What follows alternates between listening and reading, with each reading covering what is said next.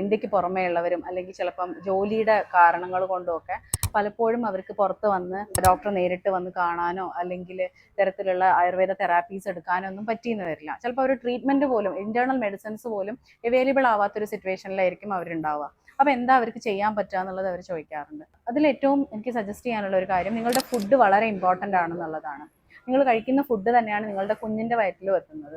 അപ്പോൾ നിങ്ങൾ എപ്പോഴും ഈസിലി ഡൈജസ്റ്റബിൾ ആയിട്ടുള്ള കോൾഡ് ആയിട്ടുള്ള ഫുഡ് ഐറ്റംസ് കഴിക്കുക. അതായത് ഒരുപാട് ചൂട് കൂടുതൽ ഉണ്ടാക്കാത്ത, ഇപ്പോൾ റെഡ് മീറ്റ് പോലുള്ള സാധനങ്ങളൊക്കെ കൂടുതലും ഫീഡിങ് മദർ കഴിക്കുമ്പോൾ എപ്പോഴും കുട്ടിക്ക് എപ്പോഴും ഇഷ്യൂസ് ഉണ്ടാവാറുണ്ട്. ഈ ചൂടുകുരു പോലത്തെ പ്രോബ്ലംസ്, സ്കിൻ ഇഷ്യൂസ്, അല്ലെങ്കിൽ കഫക്കെട്ടുകൾ, അങ്ങനെ ഒരുപാട് ബുദ്ധിമുട്ടുകൾ കുട്ടികൾ അനുഭവപ്പെടാറുണ്ട്.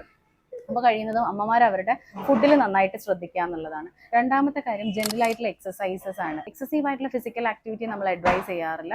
ചില പോസ്റ്റ്മോർട്ടം യോഗാസ് നമ്മൾ സജസ്റ്റ് ചെയ്യാറുണ്ട്.